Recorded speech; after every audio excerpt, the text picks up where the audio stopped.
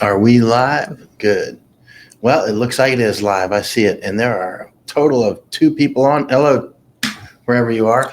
3. All right. So we'll get started in just a few seconds and let everybody get warmed up. When it gets to 10 people, we're going to go live, really live. Okay, it's 10. There we go. So let's go. That's a quorum, and we're off. All right. I think everybody knows Masako Kanaha from Okinawa, who's been all over America and all over the world and looking at amazing issues that are quite well known at this point, such as Panama. She spent so much time in Panama and places like Colombia and Texas and January 6th in Washington and just many, many things. And Netherlands, watching what's unfolding there, and obviously Ireland. I think a lot of people remember our coverage from Ireland. But here we are in Nagasaki, Japan. Nagasaki, Japan is one of the most interesting places that most people don't realize how interesting it is.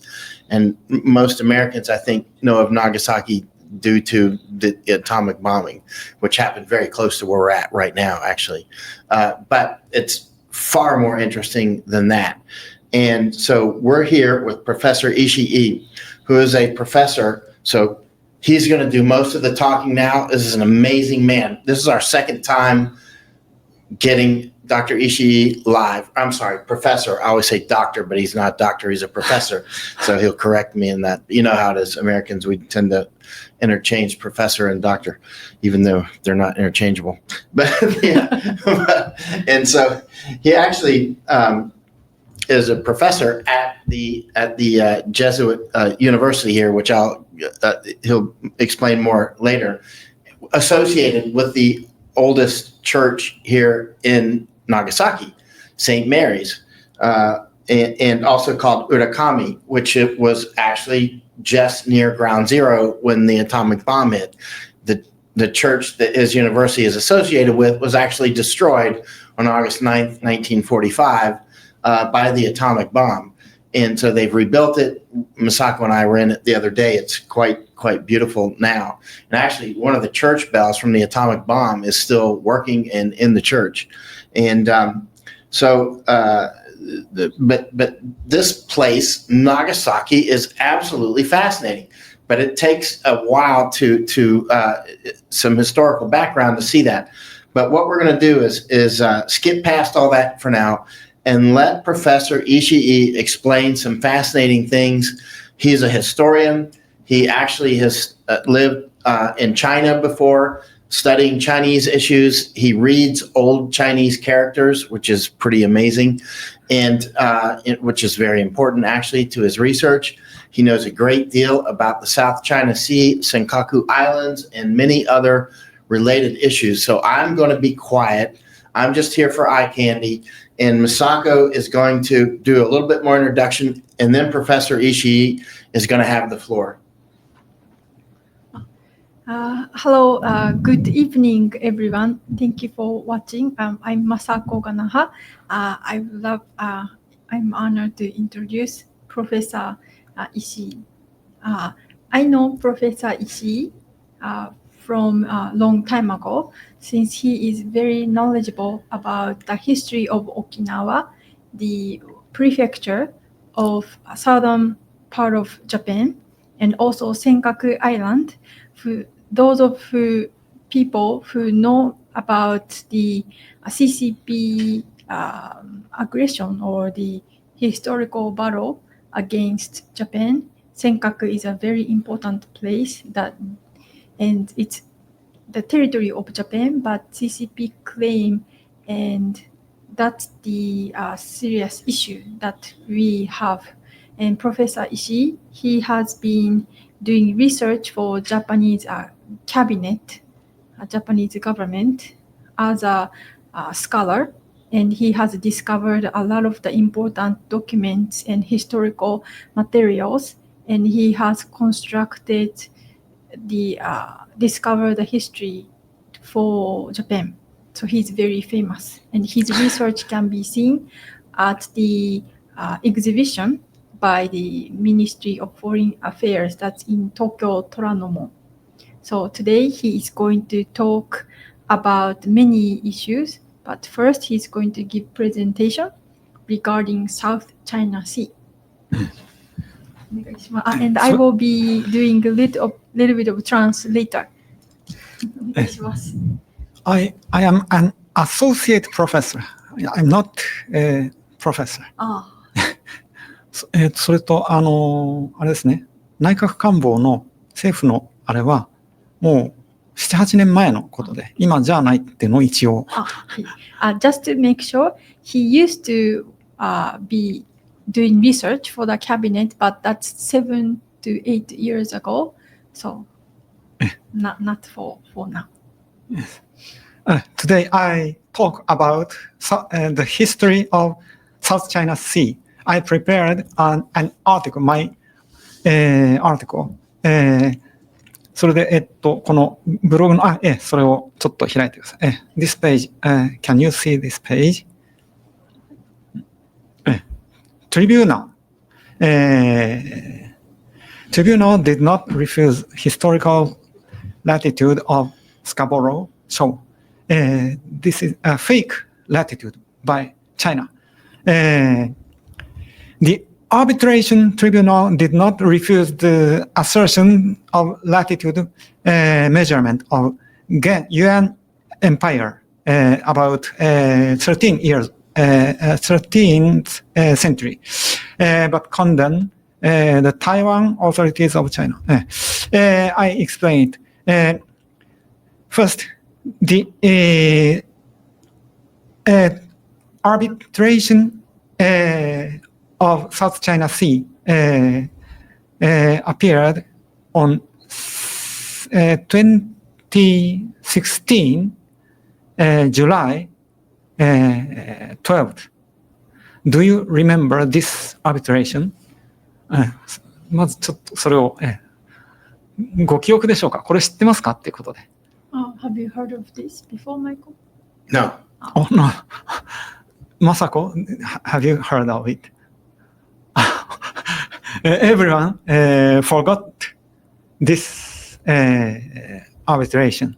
それでその下の方の文章のところへ言ってください。お願いします。This was a very famous arbitration in 2016 in the world.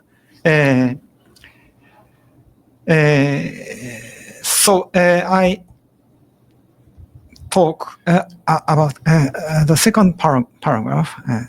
Second, and after reading this arbitration, roughly, my delight vanished in despair.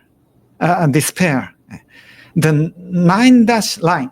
Do you know 9-dash line? Yes. Oh. But that does need to be explained. The 9-dash line needs to be explained. 何ですか？その9ダッシュラインについてちょっと説明してもらえませんか、視聴者のために。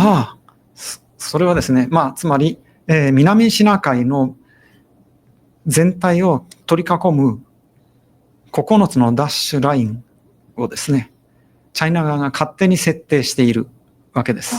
So Chinese draw a line on their own to include those entire South China Sea.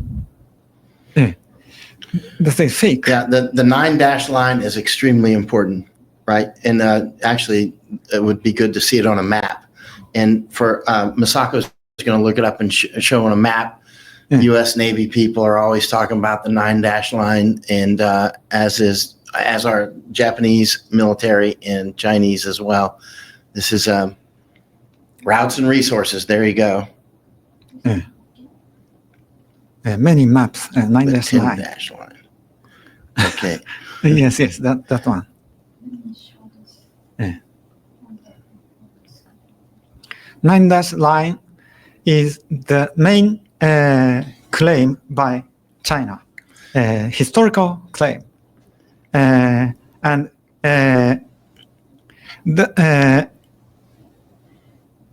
they say, and CCP says the historic rights are contradictory with international law. arbitration says historic rights are contradictory with international law. So, or the 9-dash line has no legal effect. That is the international law perspective of international law. And none of them directly gave a head-on blow on the 9-dash line. The tribunal is too cautious, as I see. They winced in front of the struggle for the truth of the history. I think the truth of the history is most important. They missed the best opportunity to shock the fake antique shop, owing the tribunal's invasion. The People's Republic of China will tell more lies more unscrupulously. Unscrupulously. Unscrupulously. They're known for that. Thenそれ下の方へちょっと行ってもらいますからね。ずっと the paragraph, the historical materials of astronomical surveys refer to Shikai Sokken, and that is a Chinese document, surveying shores of 4 directions. Volume 3 of Shōshō Tsuko by Ko Chinsei of Gen Empire, Yuan Empire about 14th century, which was later included. These are details. These details is not important. Yuan Empire highly valued Islamic science. Kakushuke Kuoshujin, the renowned astronomer, was delegated by Kublai to measure latitude from south to north. He obtained a latitude 15th north degree in South China Sea, South Sea. 15th north is exactly the latitude of Scarborough Shoal.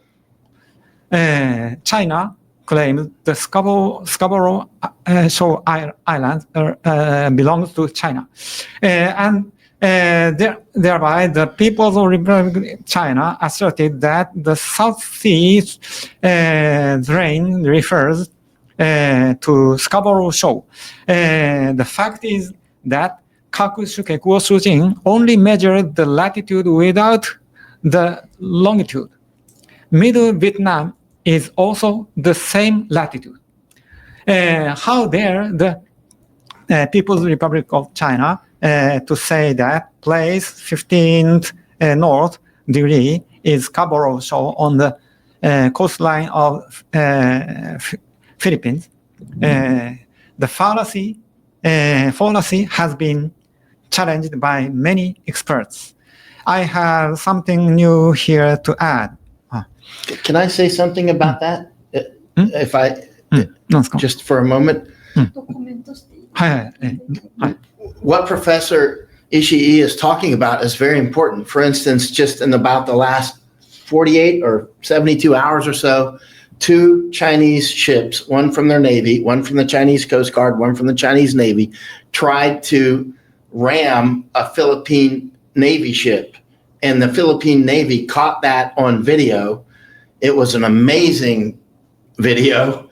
And the 2 Chinese ships collided with each other. They must have forgotten that Filipinos know how to do Navy and pirate stuff like nobody on earth, because the Filipino ship, our friends in Philippines, somehow escaped that, and the 2 Chinese ships crashed into each other. And it's all related to this right here. The Chinese are trying to assert control over that area of the sea that Professor Ishii is talking about. That's why that crash occurred. つまり簡単に言うと、現代の事件があって、フィリピンのそのスカボローを取ろうとしてるってことですね。そういう話。数日最近なんですね。公開された映像をご覧に見ました。なので先生が話している内容は重要なことなんです。なるほど。The name of the island is Scarborough Shoal. The Scarborough. Leave aside the accuracy of Kakushuke's measurement. Let's first align the clue of this story. 360-degree circumference was invented by ancient Babylonians and flowed into Tang Empire of China via India. Many ancient astronomical books mention that a Tang monk called Ichigyo Ishin was skillful in Indian calendar and measured latitude all under heaven. He plotted the first Sangha, Namboku Ryokaizu, Shanghe Nanbei Lianjie Tu, map of two borders, mountains and rivers, south and north, that was created in Tang Dynasty. That is the first national map of China, with his intention of surpassing monk Ichigyo. After that, in Yuan Dynasty, about 14th century, the measurement by Kakushuke, Guo Shujin, wanted to surpass the measurement by monk Ichigyo. Kakushuke, Guo Shujin, remeasured the country to manifest the vastness and civilization, prosperity of Yuan Empire, Mongolian Empire. The Tang monk Ichigyo Ishin once sent someone to Linyi, today's Vietnam, to obtain a latitude 17th north. A well-known figure representing the extreme south of China. By Yuan Empire, the figure was still inscribed on Gyogi, Yang, a national astronomical instrument, quoted as 17 extremely shallow Ringyu territory, Linyi Vietnam territory. The extremely shallow means low at latitude, the lowest latitude. Later in Tenmonshi of Genshi, astronomical part of the Yuan dynasty history, it was rewritten as 15 extremely shallow Ringyu Vietnam territory. Why change 17 to 15? This is important. Obviously, the 15 latitude of Linyi, Vietnam, by Kakushuke Guo Shujin was collected into Genshi, Yuan history, inheriting Ichigyo Ishin's achievement. Wait, Rinyu is an old name for Vietnam? 何ですかベトナム。林遊っていうのは古いベトナムの呼び名でしょうか。そうそうです。Yes。Wait, in Chinese? それは林それは中国の呼び方ですか。そうですそうです。Yes。Oh, I didn't know that. All right, I need to write that down.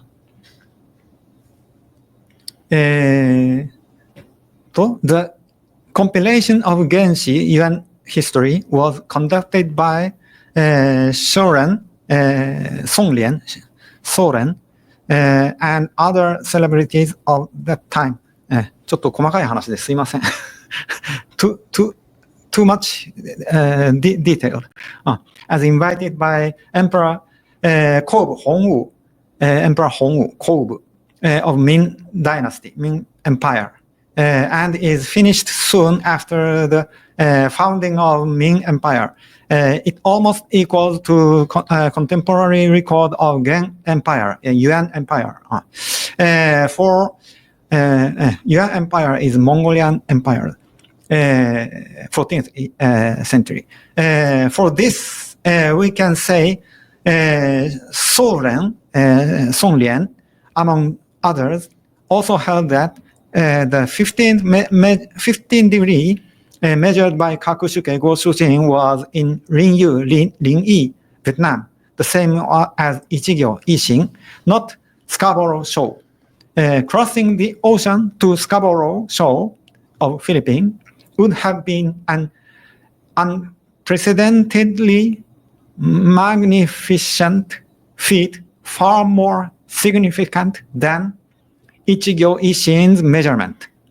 Was there any possibility that the editors of Genshi Yuan history would mistake Scarborough Shoal for Ring Yu, Vietnam?つまり、こんな大事業、もしフィリピンのそばのスカボロー礁をですね、チャイナが、モンゴル帝国がそこまで北緯15度を計測したならば、そのことをモンゴル側は忘れるはずがない大事業であるという意味なんですけど、今の通じましたかね。So if China side, if they conducted a survey that far, it should be a big project. But they forget such big project.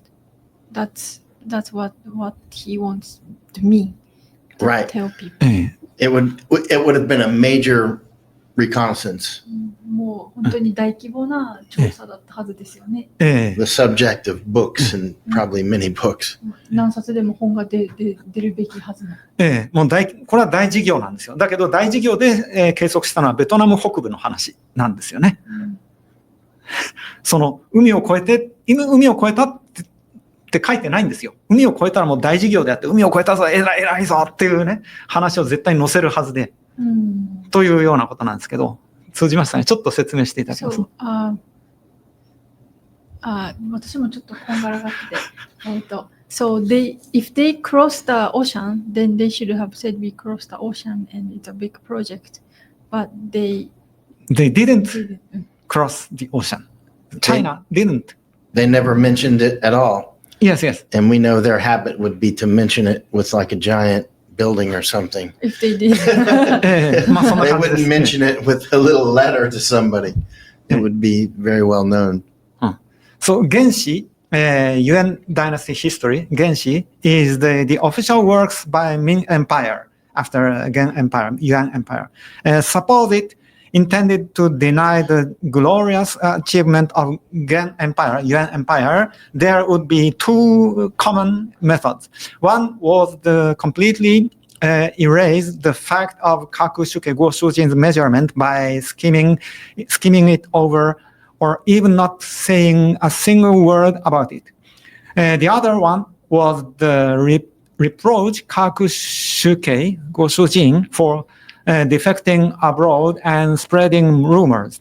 The editor of Genshi Yuan history chose neither of these two skillful methods, but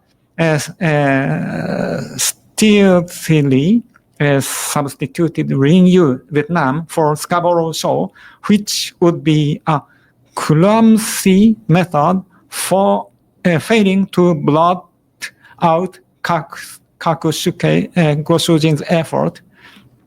Thus, the above assumption is really a fallacy. Don't you think so? Thus, the above assumption is really a fallacy. The fact is, the point of the measurement is located in Ring Yu, Vietnam, not in Scarborough Shoal. China's lies betray themselves. What a pity that the Marine Tribunal failed to unmask them, indulging the country to dismiss the award and go on claiming their 2,000 years jurisdiction over South China Sea. あんまり英語が良くないですね、この辺。It's not good English. Sorry. All right, because it's written up there as well, and I understand your English, and others who may or may not, they can still read it, and it's quite fascinating. At the bottom, at the end of the day, we know what they're doing. They're trying to steal more and more land. They're salami slicing off of whether it's Bhutan or Nepal or parts of India or Tibet they've taken, Xinjiang with the Uyghurs. We know what they're doing. They're completely imperialistic, the Chinese are. And so they're using history wars to try to justify. At the end of the day, what it's going to come down to is who's got the best guns. まあ大体でいいです。それでその後ですね、その図の下へお願いします。その後の、undeniably, 各種家ゴシュジン 's measurement is an excellent scientist, but the 360-degree circumference is unimportant. We need not say 各種家ご主人 as highly as in People's Republic, and the accuracy of his measurement is also arguable. On the first 6 measurement points, the angle for these are not very important. I skipped them. They're not going to understand. Most people are not going to understand the angle of Polaris's rise. He's talking about the North Star. And he's talking about astronomical observations that Navy people, especially old school ones, are extremely good at it. But most people have no idea what you're talking about. で、少し先へお願いします。で、in view of the inaccuracy, we have to review the following sides of the sundial shadow. These are not important too. We skip them. そのずっと下の方へ行ってですね。ですね。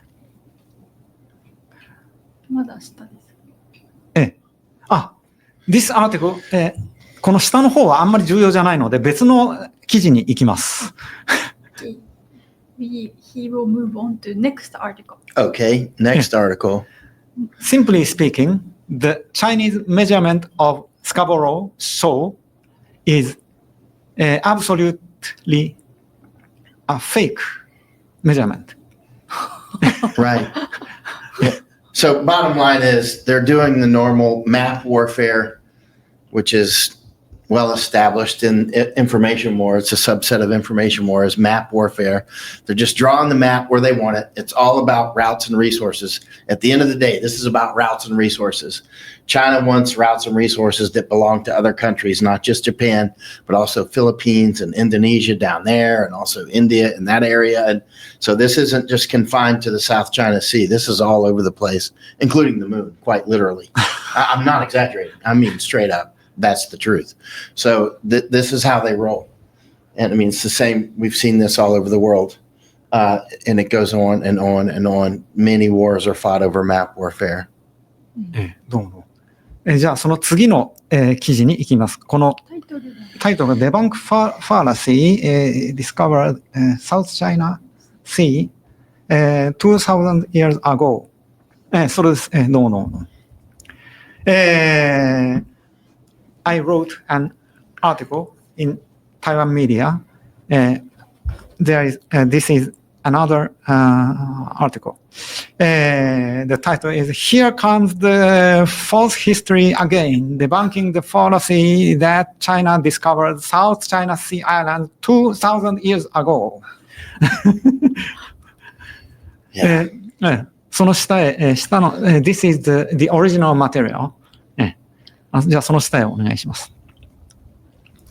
As the these presidential election is not important, I skip them.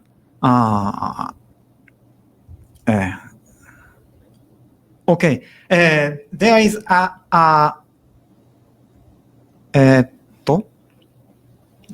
そのparagraph after one is claimed,下へお願いします。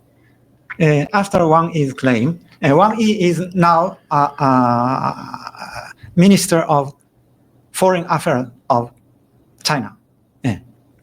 One is claimed. I looked up the website of China's Ministry of Foreign Affairs and found that the reference of 2,000 years was originated from the mentioning of Chokai Kito, Shanghai Chito, that is the reef in the South China Sea, in the Ibutsu, Ibutsu, a material. Ibutsu refers to foreign culture or foreigners by Youfu, Yangfu in eastern Eastern Han Empire. However, according to the research conducted by professors such as Rao Zhongyi, Chen Jiarong, and Wu Yongzhang, the quote was not originated from the Yibutsu in Eastern Han Empire. Eastern Han Empire is about 2 century, the second century. So about 1,800 years ago.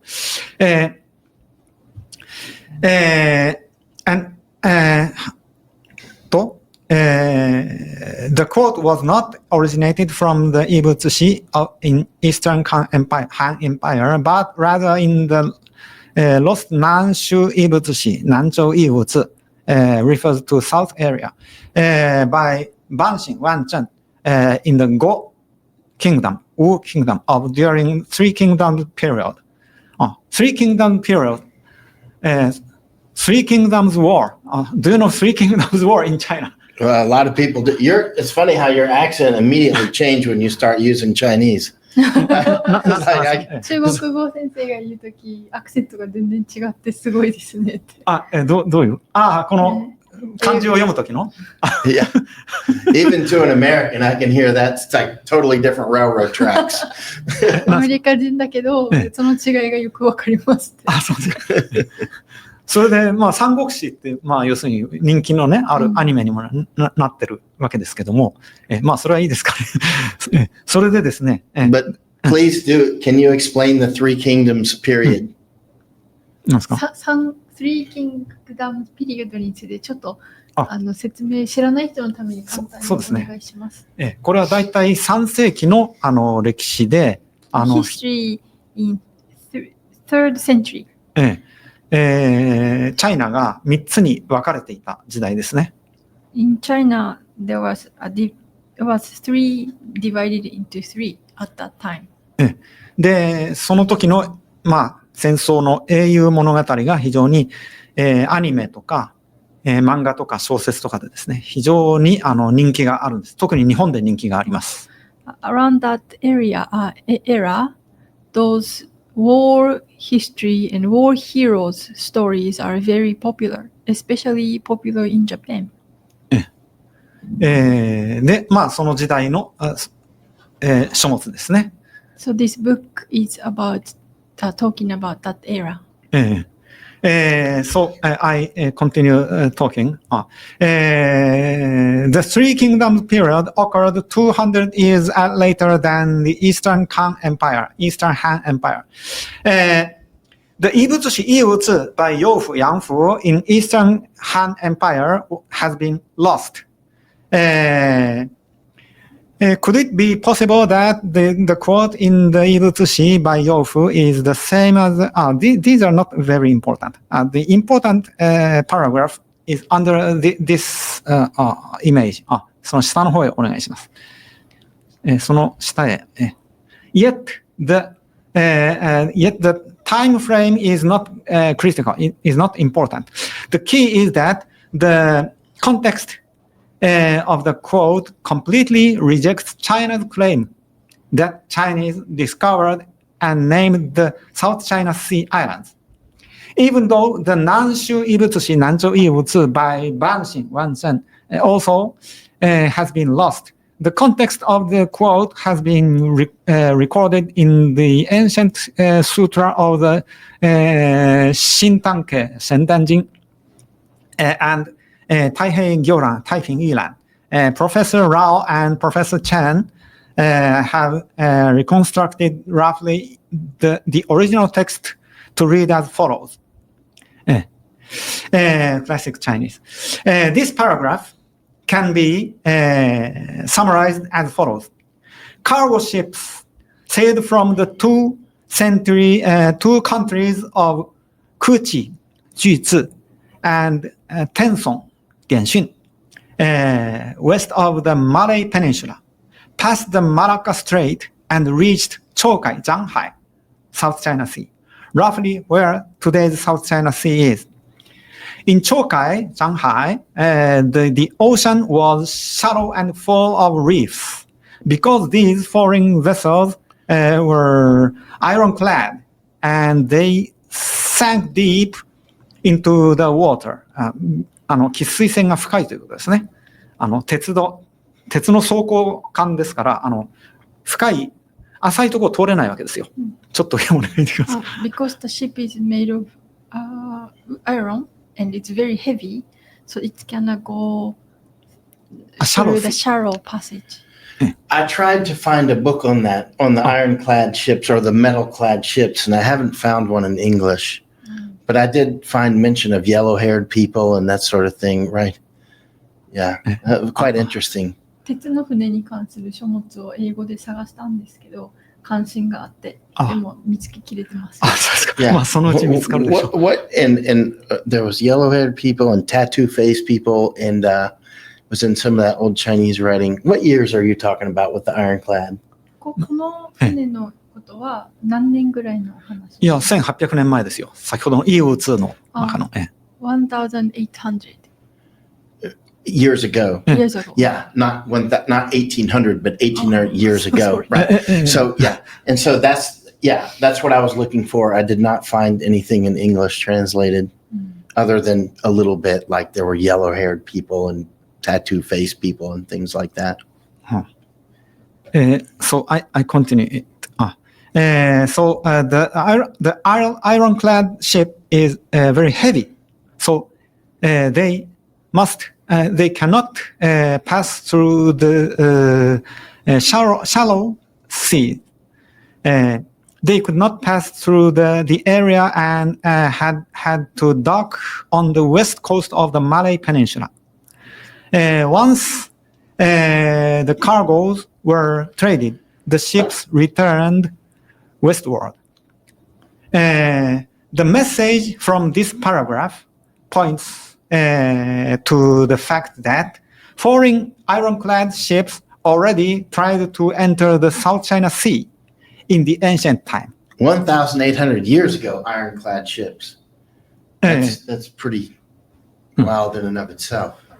何ですか？その時代で鉄の船がもうあったんですか？それは基本的に、この後にも言いますけど、基本的に鉄というのはメソポタミア文明から始まるメソポタミア、バビロニア、ペルシャ、そういったギリシャ、そういった大文明の産物が鉄なわけですよ。So it comes from Mesopotamia. How do you say? Mesopotamia. Mesopotamia. And Babylonia. And Persia. Iraq area, that sort of thing, Iran area. So those iron technology come from those civilizations. Right. Especially from Hittites.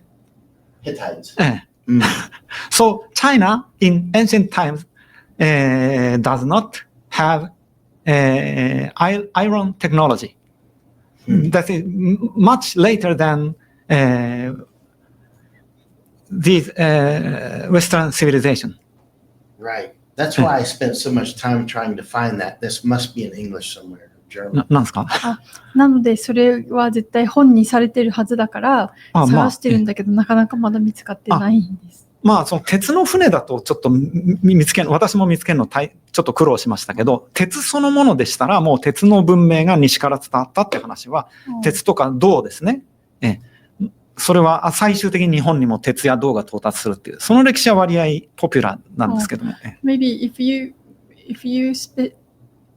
you specifically look for the information about iron ships, it may be hard. But if you go for iron, you may be able to find information. We'll find it.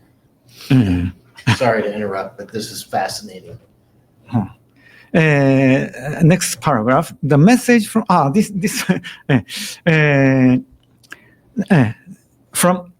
message from this paragraph points the fact that foreign ironclad ships already tried to enter the South China Sea in the ancient time and encountered a lot of reefs. As ironclad ships were advanced inventions, they were most likely owned by large empires such as the Persian Empire, the ancient Greece, or the Roman Empire. Two well-known ironclad vessels that belonged to the Roman tyrant Caligula were believed to have sunk to the bottom of the lake Nemi in the Italia at the outskirts of Rome. The efforts to recover the sunk vessels continued for 500 years since the medieval times. These are not very important. Next paragraph is important. その下の方へお願いします。As for China, there has been no record in ancient history of any large ironclad vessels. Nothing. Since the Nanshu Ibutsushi, Nanzhou Ibutsu referenced large foreign vessels were ironclad, the premise was that there were no domestic ironclad vessels in China at that time. This reference was originated from the geographical information about the South China Sea that was brought about the foreigners from faraway places. Who first discovered the South China Sea?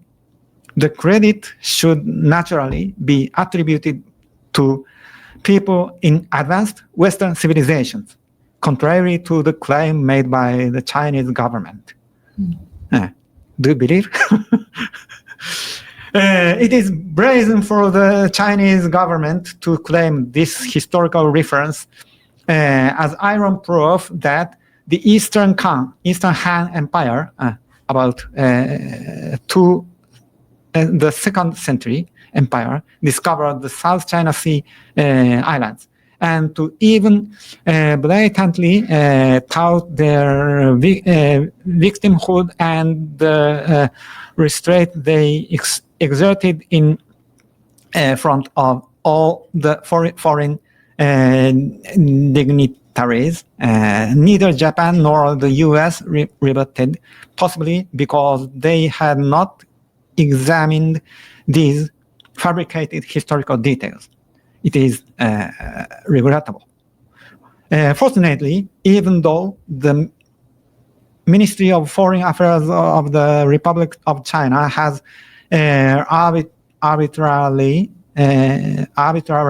drawn the 11-dash line, it was not been so brazen as to boast the claim. This historical reference to large ironclad vessels could provide the future present. This is not important. Scholars in Taiwan are well trained in sinology. This is also not very important. Next paragraph. China's sovereignty claim to the Senkakus. These are about Senkakus. So I finish my presentation here. It's just getting interesting. Let's keep going. 何ですかもう面白くなってるからもう続けよう。いや、こ続けましょうの後はですね、ちょっと別の話題に入っちゃうんですよ。The next paragraph, Oh, right. from next paragraph, he talks about a different topic. Okay. それでですね、要するに私が言いたいのはですね、国際法の判決とか国際法ばかり重視していると、チャイナの歴史の嘘について反論しない状態になると。これはよろしくない。やっぱりチャイナの歴史の嘘は嘘だっつってですね、反論しなきゃいけないと。What the point he wants to make here is that if we only concentrate on the international law, then we forget, and it means that we let China fight their historical battle. So we need to also pay attention to history and counter their argument. Right. In their information war, they're trying to win different audiences over because they're setting Japan up for war in the future. And they're trying to get as many allies or neutral people as possible before they go to kinetic war with Japan. Because they're not, ultimately, all the court fights and everything else are ultimately about physically taking stuff. So you got to throw out Article 9. The real 9-dash line is the line in the sea. 9-dash line. Yeah. この歴史戦とか、国際法の場面だけじゃなくていろんなところでいろいろ向こう中共側が展開しているのは、いろんなオーディエンス、いろんな人たちに働きかけることによって、少しでも自分たちの味方する人、あるいは中立にでもなるような人を増やすために、いろんな向こうバトルを展開してきているから、日本は9条をもうさよならして、本当の9ダッシュラインは 9条にダッシュラインして、なるほど。日本憲法第9条の話ですね。And for those who don't know, it was kind of an inside joke. Article 9 is in the Japanese Constitution about basically their ability to defend Japan. And it has left Japan essentially defenseless. They need to throw out Article 9, which was written by the United States and said that it was written by Japanese after World War II. And now the Japanese are, while the Chinese build up their incredible military, the Japanese are not to the extent that they need to, because at the end of the day, this is going to come down to real power. It's not going to come down to history, although that's important right now because their people are getting allies and enemies using what we're talking about now. But in the future, it's going to be hot gun warfare. でその彼らが行き着くところっていうのはいろんなところでこう歴史戦とかそういうのを展開しておいて、最終的にはこう弾の飛ぶような戦争に日本を追い込もうとしてて、その準備段階として彼らは動いている。そうですよね。ですからその歴史の嘘をちゃんと嘘だって暴かないといかんと思うわけですよ。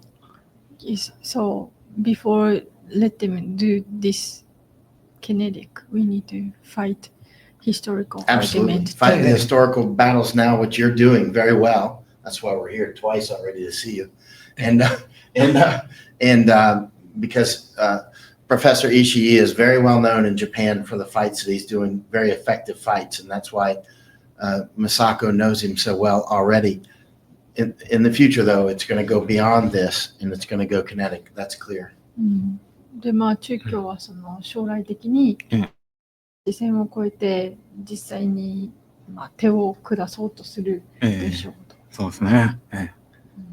では私のねプレゼンテーションはこれぐらいなんで、あとヨンさんのお話になりたいサラゴサ条約とかそういったお話どうでしょうか。So he finished his presentation, so let's move on to what you wanted to talk about those treaties. Thank you for this important presentation. And now we're going to fast forward approximately 1,300 years to the 1500s. 1300年じゃちょっと時空を超えて移動してトピックを移しましょう。So we're going to skip like 1,200 or 1,300 years and go to 1549. No, let's go to the 1300s. All right. So the Portuguese, you showed that astrolabe earlier, which is, for those who don't know what that is, that those strange looking old globes that nobody uses anymore, that where people could navigate around the world. They're very sophisticated. And if you've ever studied on how to use one of those, which I did, I think it's unbelievable just to learn how to use it. It's an astrolabe. If you look up astrolabe, L-A-B-E, everybody's seen them. You've seen them 1,000 times, but a lot of people don't know what they are. And they are really sophisticated navigation tools. And so as the ability to navigate and the ships got better, there's always been globalists, but the globalists usually have been, they weren't able to extend really globally because they didn't have the ability to navigate. They didn't have the ability to tell time really well and seas, and they didn't have the ability to do a lot of the technology like the great ships and the sailing into the wind type stuff. They weren't able to do. But once that technology was developed, then we got into real globalism, like big school, and the first ones to do it were the Portuguese. And so who landed right here.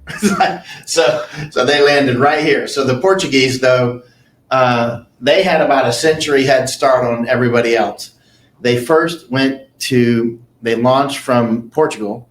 And those who don't have a map in your head like I do, I've got like all these atlases in my mind because I collect maps. And there you go. Oh, yeah, this is good, Masako. Thank you. Portugal is on the Iberian Peninsula. So the Iberian Peninsula, of course, now is Spain and Portugal. And there's a lot of history there, of course.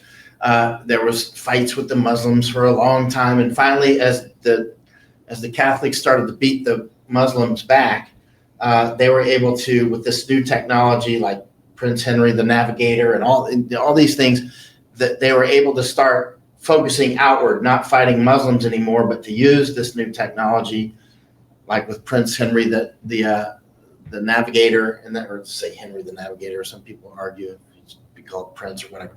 But so they were able to start getting serious. So they went and they took Ceuta. The Portuguese did. The Portuguese attacked Ceuta, and they took it from the Muslims, and that's in Morocco today, right? And it's actually a Spanish enclave today. I've been there to the outside on the Moroccan side a few years ago, so it's still a Spanish enclave because of this. And so when the Portuguese took Ceuta, that was like, hey, they made a lot of money. And one of the things they started doing was, they like, where did all this gold come from? Their spies realized how much gold there was in Ceuta, and they wanted to know where it was coming from. So they went and they took Ceuta, and a lot of other things too were in Ceuta. So they took it. So now the Portuguese are getting serious, and they started to go in different places further and further and further. And they had about a century of Portugal reaching out from little tiny Portugal and doing as much as they could.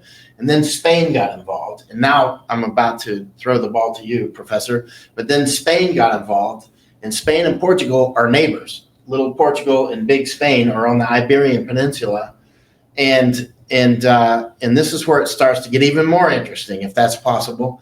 The Spanish and the Portuguese are starting to go ahead and go into conflict with each other about who's going to rule the world. Because now we're going super globalist, not just local globalist, right? Not just like Roman times, but you got ships and astrolabes and all kinds of ability. The maps are getting better and better. And so the Pope gets involved. And because the Pope doesn't want the Spanish and the Portuguese fighting each other, because they're both Catholics. You work for the Catholics now. And so, no. Not really. あなたもカトリックですかって、私はカトリックじゃないですよ。He's like, Not he himself. What's that? Not he himself. But No, I get it. No, you know what I'm saying. Well, but to clarify, that's an American joke, but American jokes don't translate well to Japanese. But trust me on that.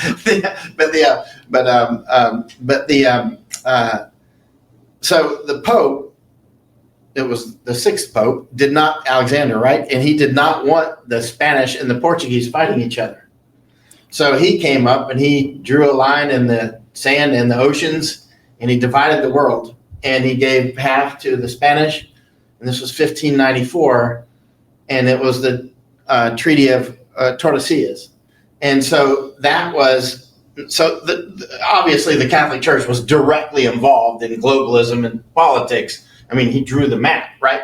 And so the Portuguese and the Spaniards, they agreed to it, and then time went on that the Spaniards weren't exactly happy with it. So then they made this. That was 1494. Of course, in 1492 is when Columbus, who came from Spain, he launched from Spain on that mission. That's when he found like Cuba and thought it was Japan and all kinds of things. We didn't even know that North and South America were on the map at that point until he ran into it by accident and thought it was India. So we're in that time period. 1492 was, the Spanish are starting to reach out. Columbus gets over to the Americas. 2 years later, 1490, the Spanish and the Portuguese are going to start fighting over this. And so the Pope comes in, does the Treaty of Tordesillas, and draws the map. Then the Spanish weren't really happy with that. So then they did that second treaty in 1529, Saragossa, right, which has a couple of different spellings. But the Treaty of 1529, Saragossa, that's why, for instance, Brazil speaks Portuguese today, right? Mm-hmm. And that's why, but now who was in the Portuguese sector, right where we're sitting? Japan was. Mm-hmm. So Japan was in the Portuguese sector. That's why Portuguese showed up here first, because Portuguese are like, Japan, those savages are ours, right? So they sail right on over. Keep in mind, they were burning people. The Portuguese were. The Catholics were still burning heretics, right? They were literally, I mean, they were straight up, they were doing that until at least the 1700s minimum. With that, for instance, with the big earthquake in Lisbon, 1755, they were still doing that stuff. But in any case, the Portuguese came over here and they came to Nagasaki. Now, keep in mind, they came here, Xavier came here, Francis Xavier, he's one of the first 7 Jesuits, right? One of the first 7.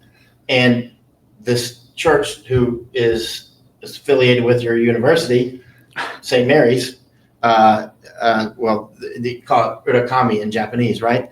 Is well, that was his doings, right? And that whole time period. And so that's why the Portuguese ended up here at Nagasaki. The Japanese had, remember, that first treaty was made in 1494. He didn't show up here until about more than 55 years later, right? Almost 60 years later, right? So about maybe 56 or something years later, he ends up here. Japanese knew that they were trying to take over the world. It wasn't just like the Portuguese showed up one day and the Japanese didn't have any idea who they were. Japanese were sophisticated, introverted, but knew a lot of what was going on in the world already because Japanese were paying attention. So then the Japanese are like, wait, who are these guys? This is not going to go well for us. They already knew, the Japanese knew that the Portuguese, correct me if I'm wrong on anything. You're the historian. I'm just a war guy. And the Portuguese, of course, were already over in Malacca that you talked about earlier. They were already over in, India and Goa and all those places, right? And when did they set up Macau? When did they take that? なんて言いました？マカオポルトガルがマカオを取ったのはいつかと。1552 or 55. 1550. Yeah, I went to a museum in Macau on clocks. I went to the clock museum because, you need those clocks to do the, serious ship stuff, right? And That's the same. there you go. There's the church that was hit with the atomic bomb. And that is the biggest at the time. That church was finished in 1915, right? 1915, right? Was that when it was finished? Yes. And no, I'm sorry. It was finished in 1925. 1925. I think they started it in 1914. So that's St. Mary's, but in Japanese they call it Urakami. And so that was the biggest church in 1925 in East Asia, right? And then in 1945, obviously the atomic bomb, which detonated very close to that, destroyed it and killed everybody inside. That church bell is still there, and that's the church that's associated with your university. But at the end of the day, what I'm getting to is that by the time the Portuguese showed up in Japan, those 2 treaties had been in effect that the Pope did, the Pope, that church, the Pope drew the lines to divide the world between the Spanish and the Portuguese. And the Spanish and the Portuguese would end up showing up in Japan, causing all types of problems, taking, kidnapping people as slaves, sponsored a rebellion, and all these sorts of things, and it just went on from there. And finally, the Japanese said, at some point earlier on, they started calling them Nanban, Southern barbarians, and did not let the Portuguese and the Spaniards come. But the Dutch could trade at Dejima, which is, we could walk to it from here. And so the Dutch were here for centuries, right?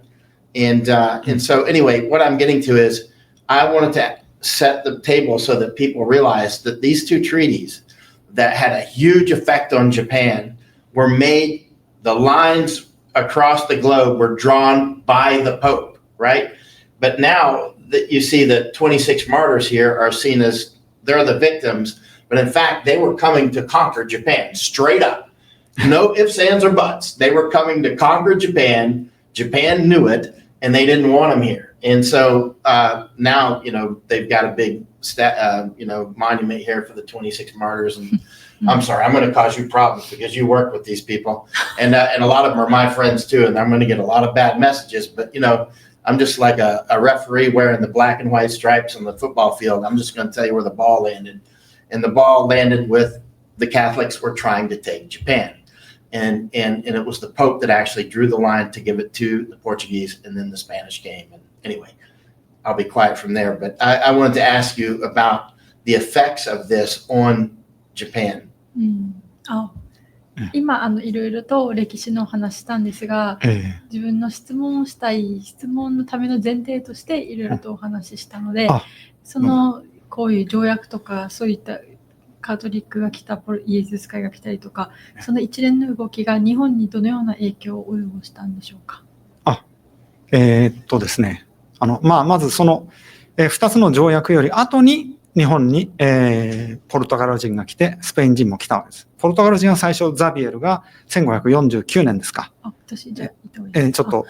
So after those two treaties, then Portuguese came, Jesuits came, and to Japan. And the first man is Xavier. Xavier. Now wait, the Jesuits were formed in 1534, right? Is that when they formed? なんですか? They didn't show up. They showed up here イエ later. ズス会ができたのは1534年。結構遅い目ですよね。イエズス会の最初の活動、もう本当にかなり早い時期の活動が東方遠征ですよ。So their earlier activity was coming to Orient, East Asia. Yeah, like South- India Southeast and that Asia. sort, right? Yes. And then they end up here in Japan, which is the far edge of that. それでその後ですね、スペイン人が日本に来るのが1570何年だったかな。1570年代です。And then after Spanish came around the 1570s. Yeah, in the 1570s. It was much later. Yeah. それでつまりその両勢力が日本に来て、日本の大名とかはそこで商売のためにですね、貿易のためにポルトガルやスペインとお付き合いをするわけですよ。So for Japan side, the daimyo, the feudal lords, they wanted to do the trading, so they decided to have a relationship with those people who came. それでしかし豊臣秀吉、これが日本の大王ですよね。豊臣秀吉が、このまずポルトガル側の悪い企みについて気づいたので、バテレン追放令を1580年頃に87年だったかな、出します。But after those relationships started, one of the feudal lord, his name is Hideyoshi Toyotomi, he noticed what Portuguese was about to do, not just spreading religion, but their intention behind it. So he decided to start policy. Yes, yes. 何年か書いてるんですね。これバテレン追放令は、1587, he gave an order to eliminate. バテレンってポルトガル人でいいんですかね。要するにジェズイットですよ。to prohibit Jesuit. Hideyoshi. And he was going to go after them in the Philippines, right? I think he's gonna. その後ですね、次にスペインの悪巧みについても秀吉は気づきまして、で秀吉とスペインの間の貿易交渉が1591年から1596年まで行われます。And then after Hideyoshi realized what Spanish was doing, their trade started from 1591 with Spanish to 1596. で、その時スペイン人はフィリピンにいたわけですね、マニラに。And Spanish were in Manila. それで、貿易交渉1591年から1596年まで6年間行った後、豊臣秀吉はもうこれはダメだということで、スペインの船を没収して貨物を全部没収してですね、船を破壊するということに出ます。それが1596年です。サンフェリペ号事件です。サンフェリペインシデント。The San Felipe incident. So after doing trading for 6 years, Hideyoshi realized the intention by the Spanish. So he decided to confiscate the ship, the goods on the ship, and he decided to destroy the ship. That incident is called San Felipe incident in 1596. Yes.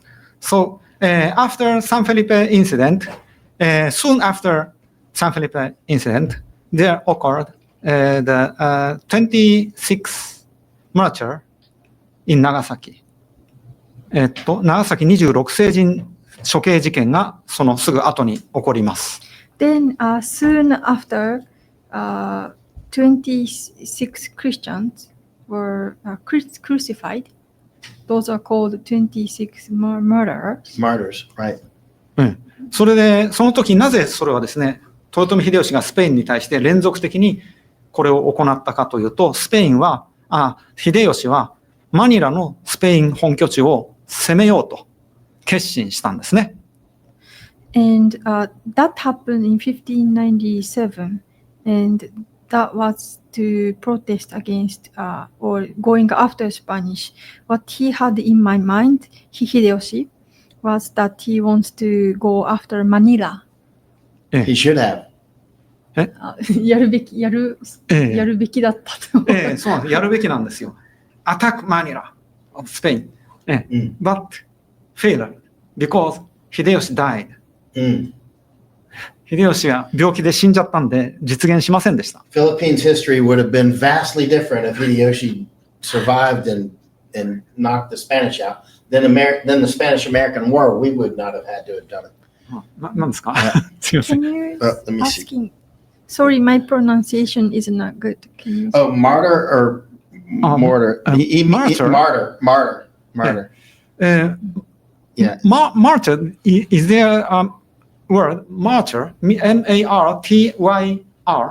Yeah, martyr. Murder って殺人でしょ？ Murder and martyr are slightly different, right? Yeah, I mean, yeah, very different. Actually, murder is to unlawfully kill someone. And a martyr is someone who is usually somehow, or they're always killed, and in the name of what their faith is. Right? Or what their, sometimes, I mean, a lot of people use the word martyr, like Jews will use it, Muslims will use it, Christians will use it, communists will use it. A lot of people use the word martyr, so it's kind of a それで長崎26世人のその記念館が長崎の駅前にあります。行きましたか？行きました。So there is a memorial hall contributed to those 26 martyrs. Martyrs. Martyrs. Yeah. Up on the hill. I need to practice pronunciation. Did you go there? They were closed when we walked up the hill, but we went to the statues, but we're going to go back there. Yeah, but we went to we went out there and looked at the 26 martyr statue, which is pretty serious monument, right next to where Pope John Paul II and I think Pope Francis came up there as well. There's a little monument right beside it for them. Francis did not like Japan, and he didn't like America either. From Francis, I first started to realize that about 10 years ago. The Argentinians didn't even want him to step foot in Argentina, and he's from Argentina. He's a communist, but he's gone now.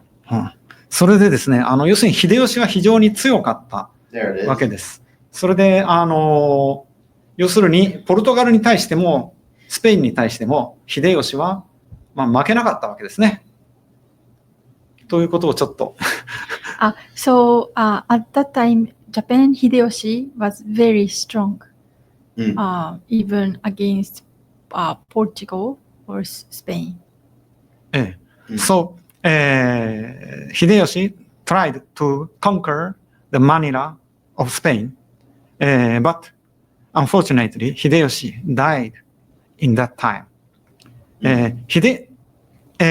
According to the plan of Hideyoshi, he planned to go through Ryukyu, Okinawa, and then Taiwan, then go to Manila. ほう。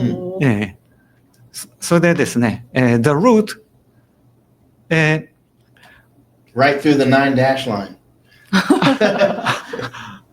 まあそうなんですけど、それでですね、when the 26 Christians、26聖人がですね、京都で逮捕されて、京都から長崎に連れてこられたんですよ。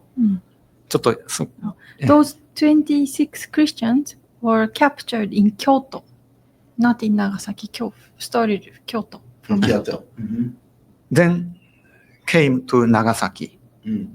On the road, coming to Nagasaki, in the 北九州です。north of 九州。in the midway, Yeah. they were allowed to send a letter to Manila. Why Hideyoshi allows them to send a letter to Manila? How do you think? It had to have something to do with deception and war. 何ですか？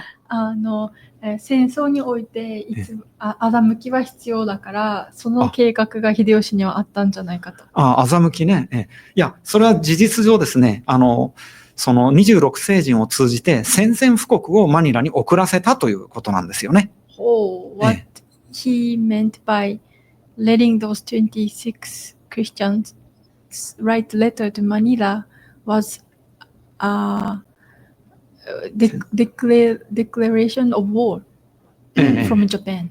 Oh, I see. And did any of those letters survive? この手紙ってのは現存してるんでしょうか？手紙についての、マニラにおけるスペイン側の報告書をですね、スペインに送るんですよ。手紙の、日本から来た手紙についての報告書をスペインに送ります。その中に書いてあります。So there is a record that people in Manila reported this incident to Spain. So in that record, you can see the information about this. Oh, that's quite interesting. We'll need to get in Manila and look at that. This is a famous document. What's the name of that document? I want to find it. I can show it Oh, thank you. soon. Please wait a moment. Philippines would have been much better off, I'm guessing, if Japan had succeeded. If Hideyoshi succeeded. We searched the map of 1597 Manila, Japan. You will find it in the internet. Map for Formosa, Manila, Japan, 1597. Yes, this one. I found it. Okay. in Wikimedia. ですね、ちょっとこれ、こっから映せないんですよね。これなんですよ。名前ですか？ Yeah. Map of Luzon. I think 550. while they look that up, the salient point here, or a salient point, is that whereas the 26 martyrs are professionally played up as the victims, the Catholic Church was clearly coming here to take Japan. Clearly, it's like it wasn't even vaguely hidden. It was in the open. I mean, the Pope had divided the world into two. And likewise, of course, the Philippines fell on, if you look where the line is, the Philippines were on the other side of the line. That's why the Spanish took the Philippines and not the Portuguese. And that's why there's people are speaking Spanish all over South America and Central America and Mexico, but not in Brazil, where they speak mostly Portuguese, because that line was drawn so that Portugal had Brazil.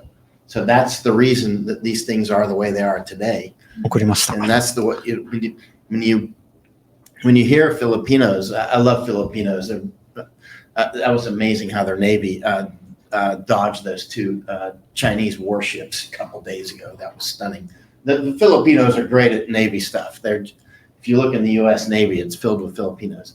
And I've been to the Philippines. Secretary of Defense Robert Gates actually flew me over and introduced me to the top military leaders in Philippines, and left me behind there actually. And so I stayed embedded with them down in Mindanao, which is where the big fight is now.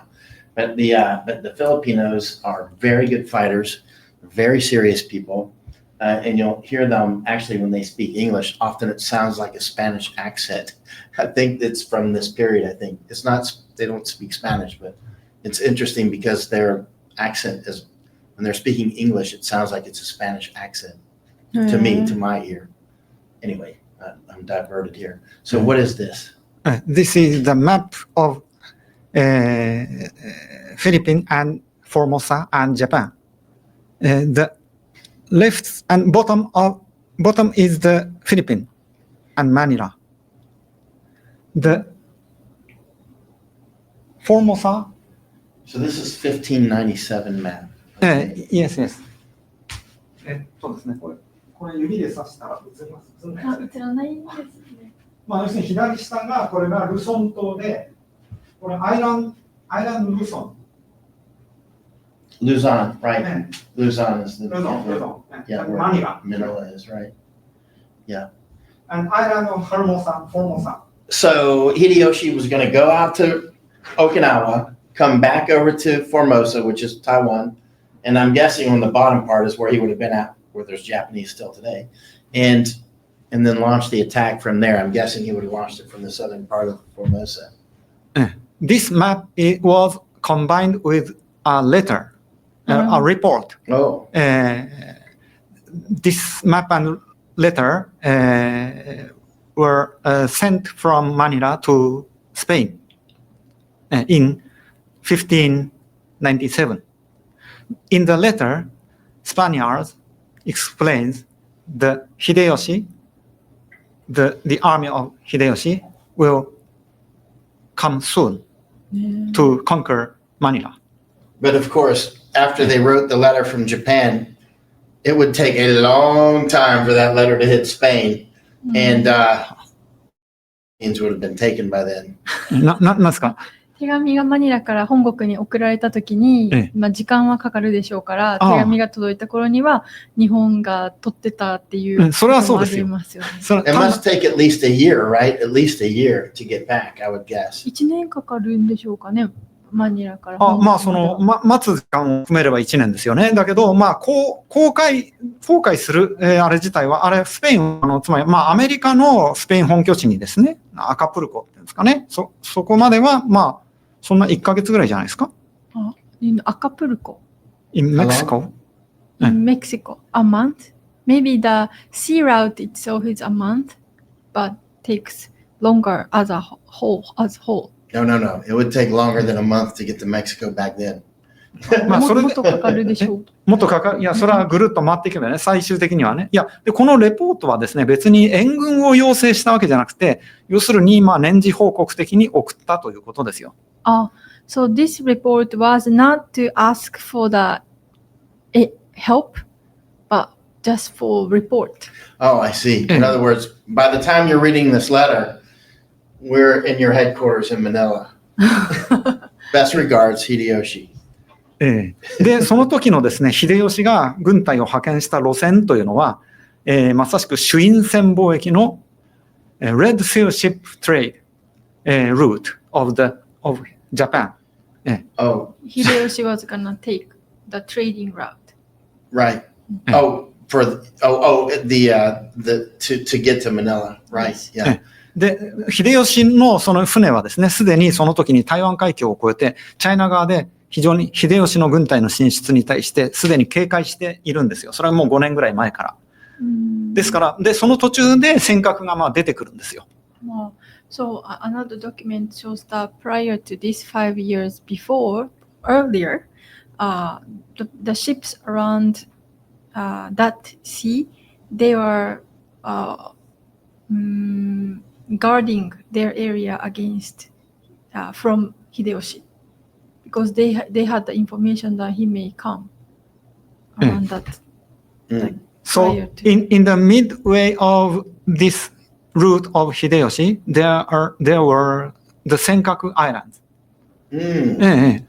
Strategically important, and which is something you study detail, because you can put your spies up on those hills. And then Okinawa too. Lekios, it says on the map, on the right corner, upper corner, it says Lekios. That's Ryukyu. That's Okinawa. Right.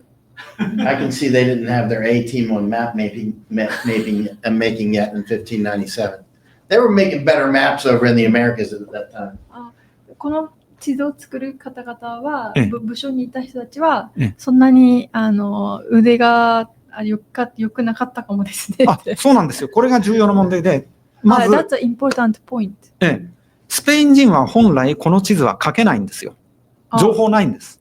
At that time, Spanish won't be able to draw this map because they don't have the information. So the Japanese did a deceptive map, I'm sure. 何ですか？ Wait, let's listen to him. Yeah.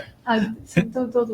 それでですね、つまり、ここまで5年間、貿易交渉を秀吉とスペインが、マニラのスペイン人と行っているわけですよね。で、船が行ったり来たりしてるんですよ、この間を。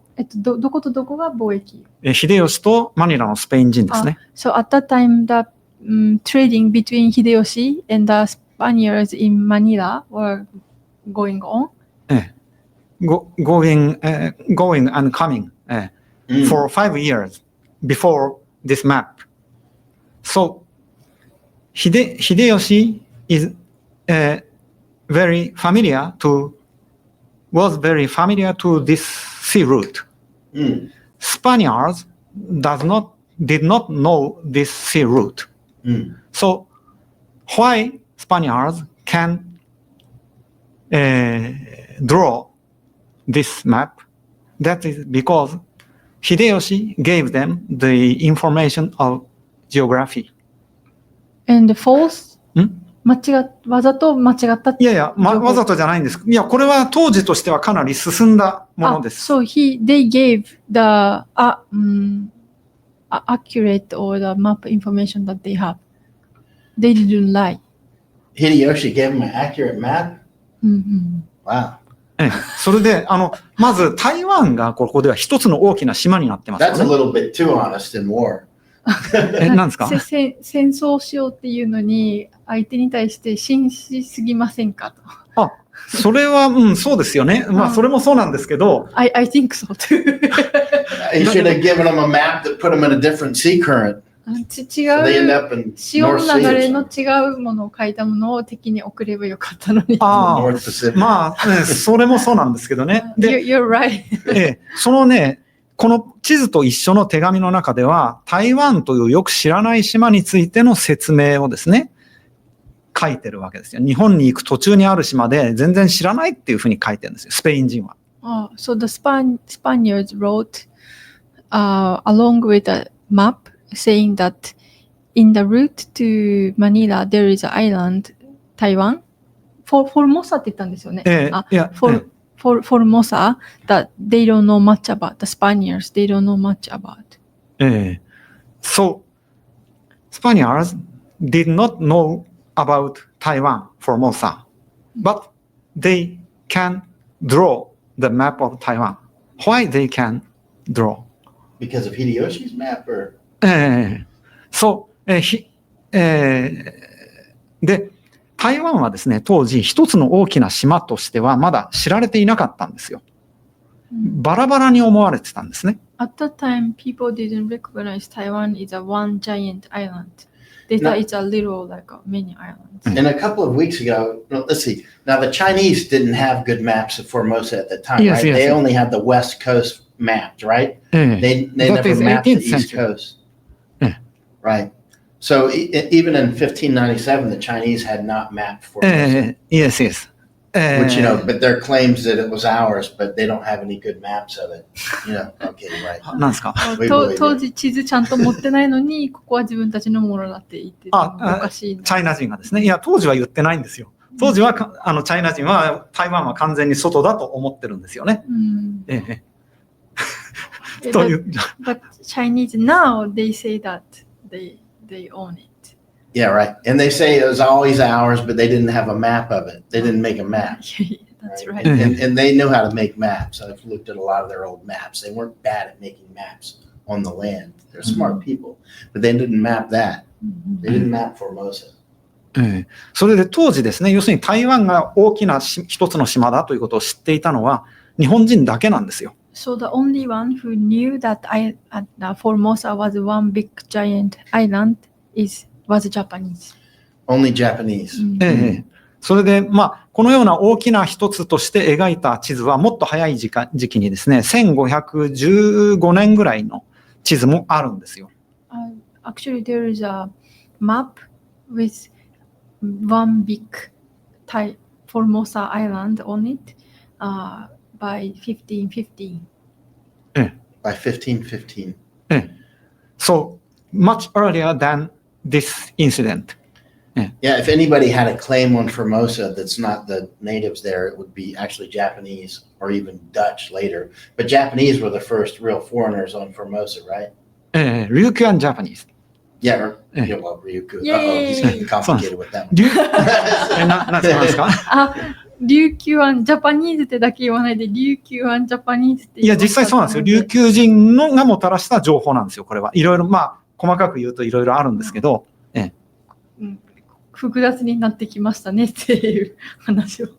そうですか。それで、要するに琉球人がこの地図情報を提供し、それは秀吉も琉球人から琉球はもう秀吉の統治下に事実上ほぼ入ってますので、その情報を秀吉も握っているわけですね。で、朱印船航路っていうのはもう全部握ってるんですよ。朱印船東南アジアまで行きますから。で、朱印船というのは非常に重要なもので、でもヨーロッパでほとんど欧米で知られてませんけど、朱印船は Red Seal Ship というふうに一応訳されるみたいなんですけど、ちょっと朱印船トレードってちょっと説明してください。So the information about Taiwan was brought by the Japanese living in Ryukyu. Right. And because Hideyoshi's territory was across Japan, including Ryukyu, so he has the information from that route. And basically, Red Sea ship trading area all belongs to him. So he had all the information. Can you explain why they called it red sails? どうしてそういう朱印船って名前なのかちょっと説明お願いします。それは秀吉の大きなですね、赤い印鑑をして、で、これによって、この船は秀吉の認めた公式の船であると。そういう免許状ですね。それを持って東南アジア各国へ行くんですよ。The reason why it's called the Red Seal is because Hideyoshi had a huge stamp. Red stamp. Red seal, not red sail. Sorry. If he stamped and if the ship has this approval, it means that it is officially certified by Hideyoshi. That's why this trade is called Red Seal. The Red Seal trade. Seal trade, yes. All over Southeast Asia, from Japan to Malacca. To Malacca. Okay. And by this time, they were starting to use silver coins in from Mexico, I think, weren't they? なんですか？その頃には、もうシルバー、銀のコインをメキシコからのものって流通し始めてたところでしょうか？メキシコと日本の貿易ですよね。そういうのはもう、いつしっかり始まったか、ちょっと私も専門外なんでよくわかんないですけど。このコイン自体は、メキシコ直接じゃなくても、どっかから伝わって、貨幣として使われてた。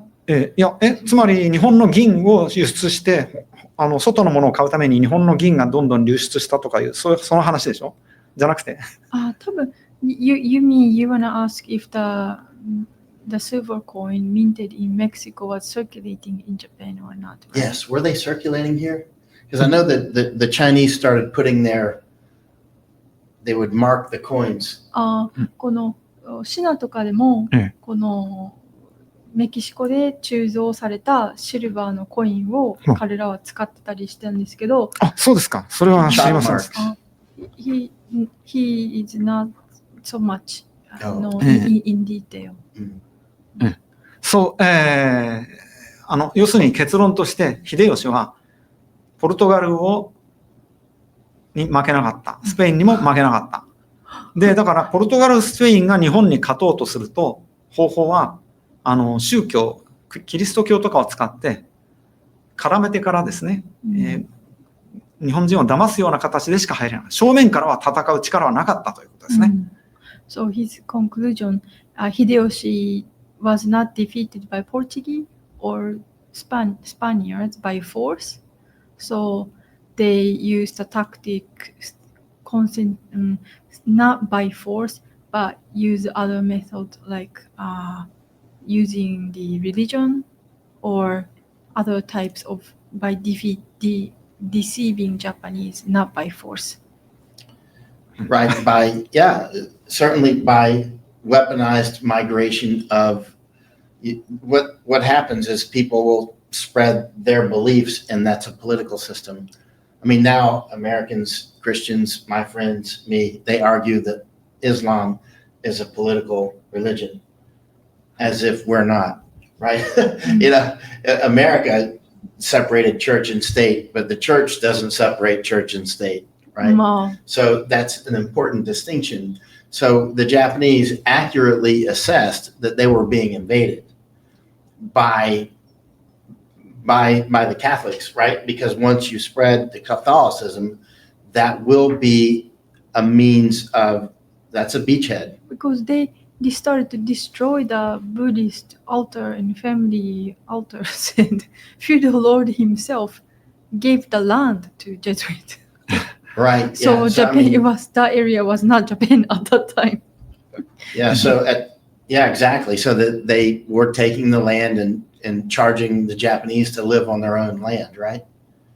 Which is what we did in America to the Indians, actually. It's not Christian versus Japanese or something like that. This is just the way humans are.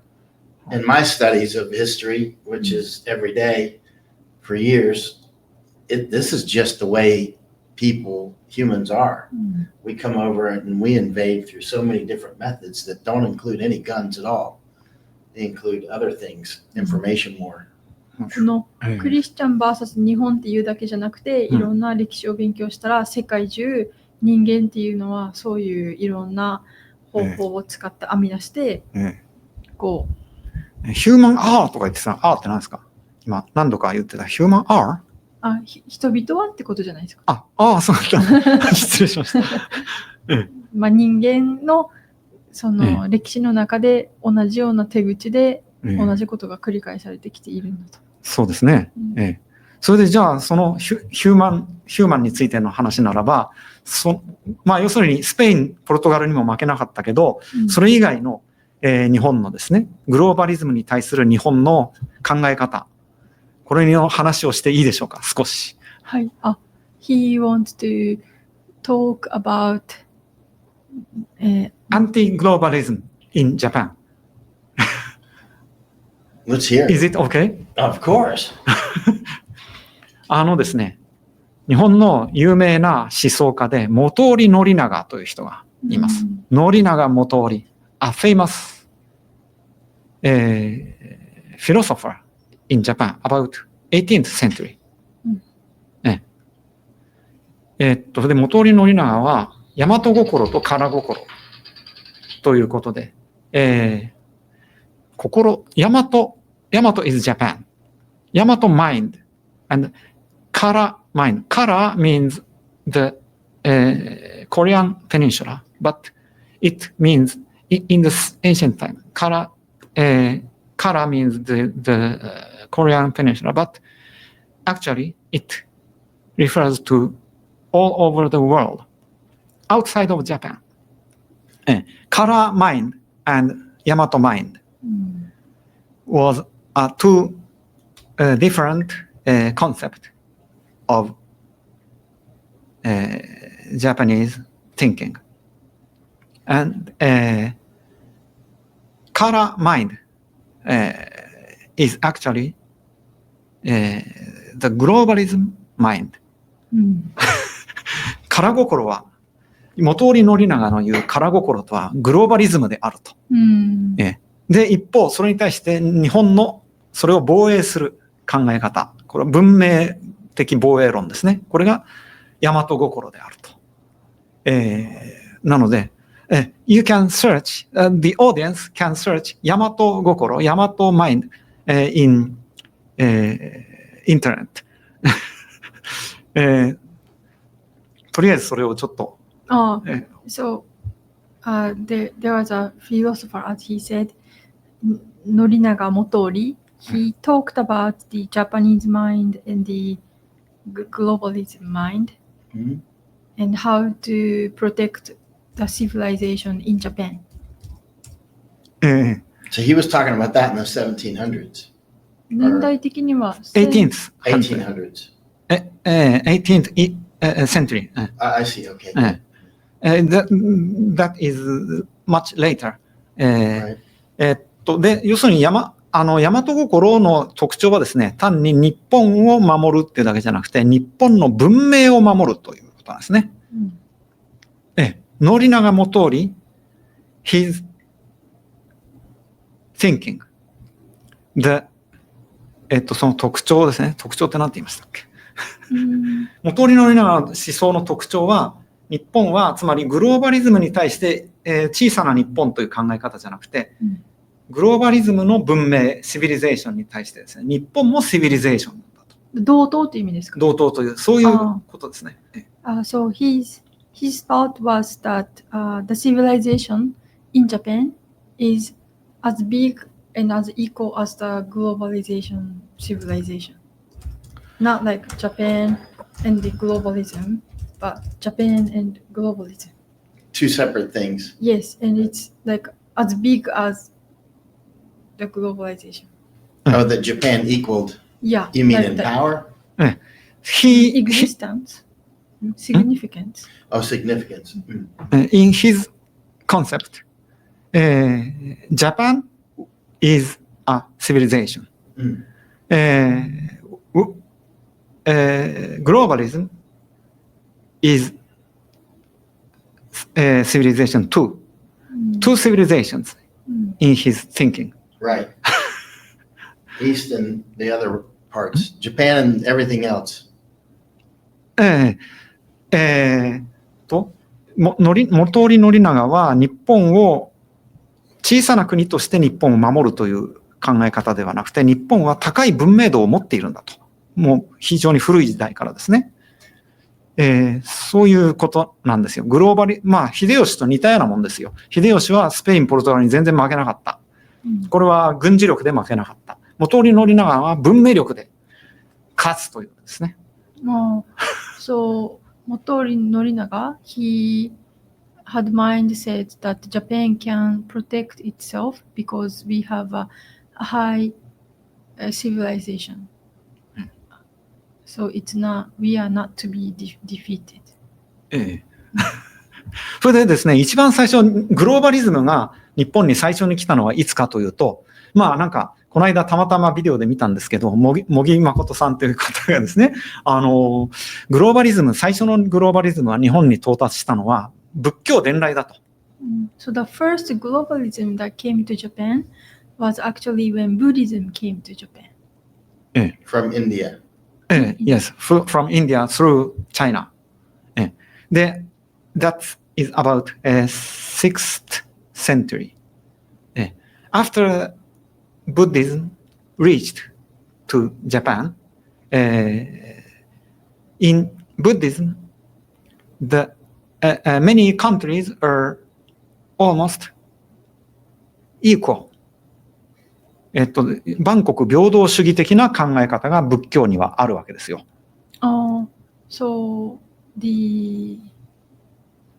for Buddhism, they have a mindset that all the countries are all equal. Everything is equal.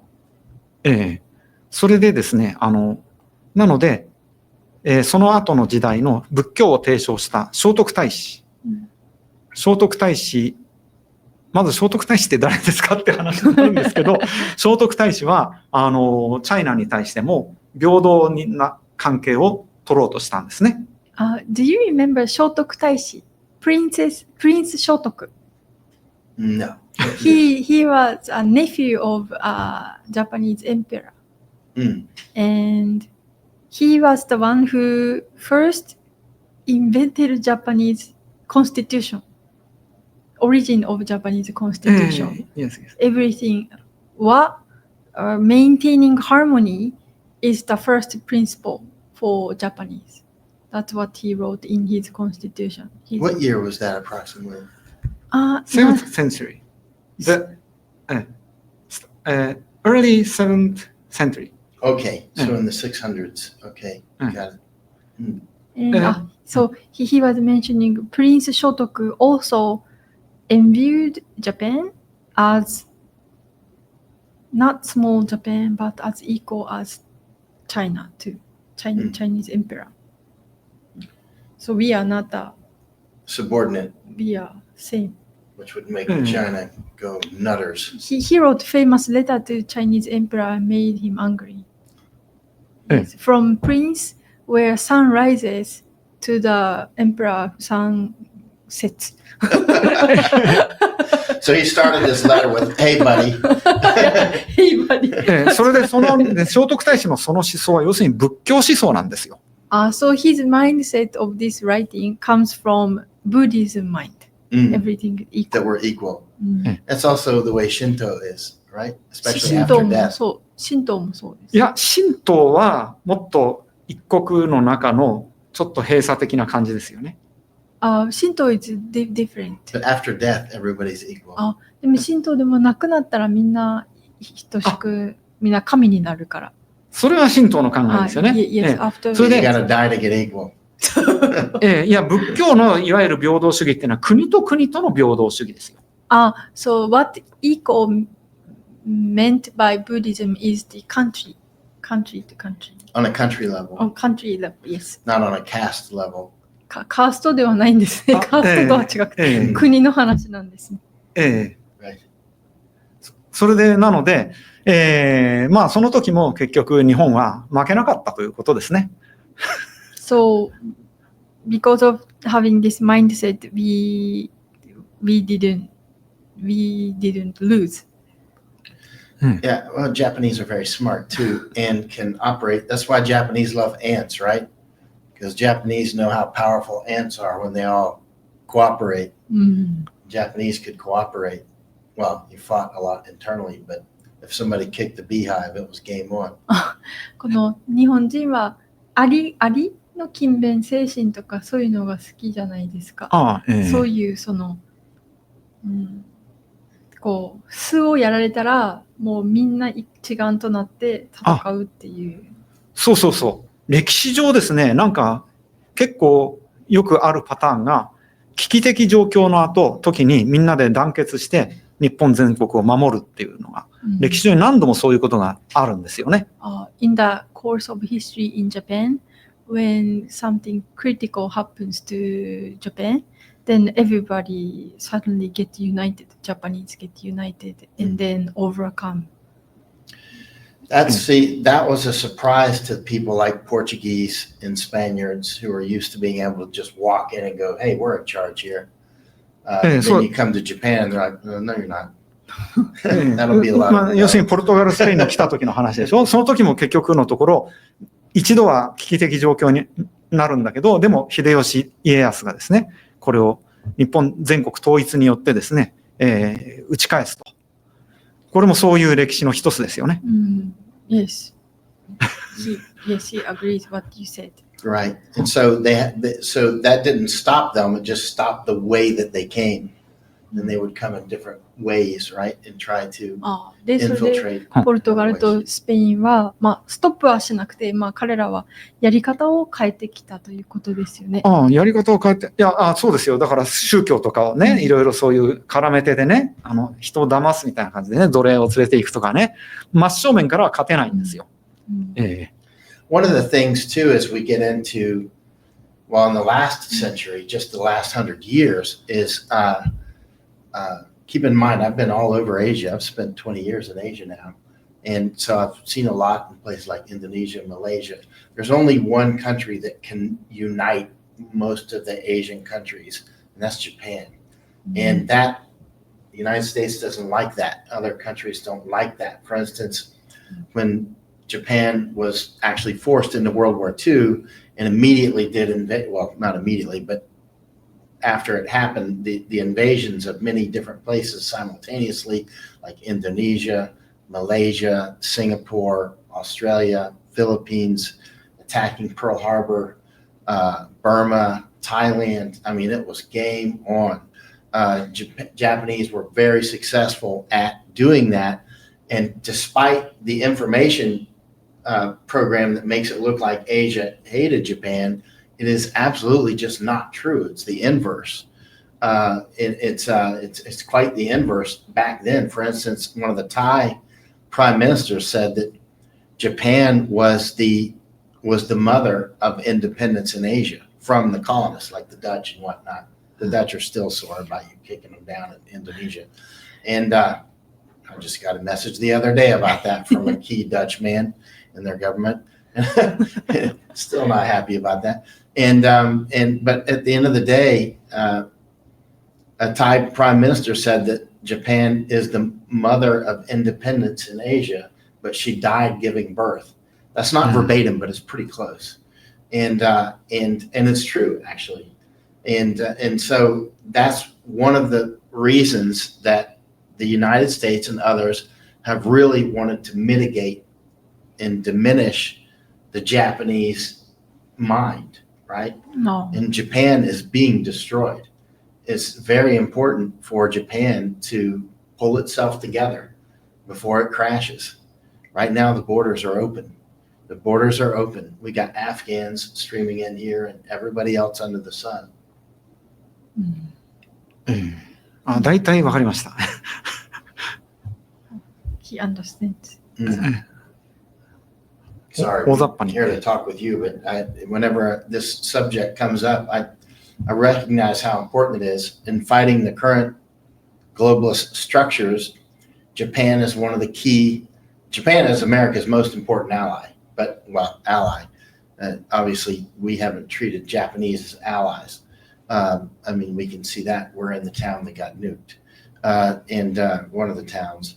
But you know, just from the death jabs in the last since those came out, the so-called vaccines, more Japanese have died from the vaccines. They're not vaccines, they're weapons, and died from these weapons than died in the 2 atomic bombs and all the fire bombings combined. More people have died from that. Japan is under direct attack right now, like it's never been under before. It was never this serious as it is now. And World War II was plenty serious. So it's, I don't want to sound like I'm lecturing, but it's super important for any Japanese watching. It's time to get it on. You know, it's time to really strengthen up. Yes. 最後の方は何の話ですか？まあそういうふうなこう日本の強さとか、でまあそのアジアの解放を日本はして、でもよく現地で言われるのは日本はアジアの独立の母だけど、そのね、あれ有名な話ですよね。インドネシアのあれとかね、その前の方で出た話で、まあ大体わかりました。で今その中で日本もターゲットにあって、で注射によって多くの人が命を失っていて、でその数で言えばこう原爆2発よりも犠牲になった人が多いわけだから、今はその本当大変な戦時中にあるターゲットになっているということを我々は自覚して、で立ち上がらなければいけないと思います。そうですね。I agree. Yeah. Throw out Article 9. Seriously. And the boys need to stop wearing earrings. Yeah. I mean, it's quite serious. You know, Chinese don't allow that. You spent a lot of time in China, right? How long did you spend in China? 6 years. Yeah. Did you see any boy bands in China? Boys acting like girls? なんですか？日本で今めめしい男が多くて、でなんか化粧したりとかなんかアクセサリーつけたりとかするの多いですけど、中国ではそんなのやらせないと思いますが、そんなの見た覚えありますか？いや、まあ、私いたのはもう30年前ですから。he was there 30 years ago. でもまあ、基本的にそういうのは禁止ですよね、あちらでは。But basically, those kind of things are prohibited in China. Right. I was there more recently, and they're prohibited. Right? There's no boy band stuff in China. Men are men. Really? Women are women. Yes. You know, I spent about a year running around China, if you include Tibet and the other places. But I've been places like Xinjiang and not Xinjiang. I was never in Xinjiang, but Xi'an, Beijing, and Shanghai, of course, Kunming. I've been to a lot of places in China. They don't allow that stuff. It's not going to happen. They're on a war setting.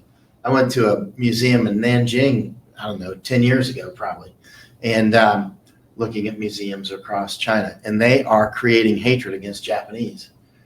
And the reason they have to create hatred against Japanese is because the average Chinese person, you spent 6 years there, you know the average Chinese person is not a bad person. They have morals too. And they're not going to want to go to war and kill Chinese, or the Chinese are not going to want to go to war with Japanese unless they can be made to hate Japanese. So these museums and these movies, I don't know if you ever watched any Chinese TV at night, but I would watch, this is the only place I watch TV is when I go to another country, so I can see what they're watching. And every night, there was at least 2 movies about bad Japanese. There was always a drunk Japanese walking in, killing the dog, killing the parents, raping the girl, walking out drunk with a bottle of whiskey. Every night was the shows on TV, right? They're creating that hatred because remember, to create hatred, you need anger plus disgust. When you're doing information war, if you want to create hatred in your target audience, you need to make them angry and disgusted. When those two mix, you get hatred. And with hatred, you can go to war. You need the hatred to go to war. And they know how to create hatred. And so what they've been doing for generations now, they still ring the air raid sirens in Nanjing. Did you hear them? Did you go to Nanjing? Yes. You heard the air raid sirens? They still, like the Japanese are attacking? No. なんですか、南京の博物館行ったかって言ってないです。南京ではなんか日本のこう憎しみを煽るために今でもなんかわざと空襲警報を流して、そういうのをすり込んでるそうです。そうですよね。まあ私は南京にはしばらくいましたけど、それほどまああんまり感じなかったですけど。He didn't realize when he visited, but that's 30 years ago. Yeah, now they're really intense on their information campaign. If you go back to Nanjing, please go look at that museum. You're going to be stunned. I think if he goes, first he won't be able to enter or he will be captured. Yeah. 先生、中国に入国しようと今行けなくなりました。30年前は行けたけど。Yeah, the only reason I'd like to be involved with the U.S. government is so I can get back into China with under diplomatic immunity. Yeah, because they're not going to let me back in without arrest either. They kicked me out of Hong Kong.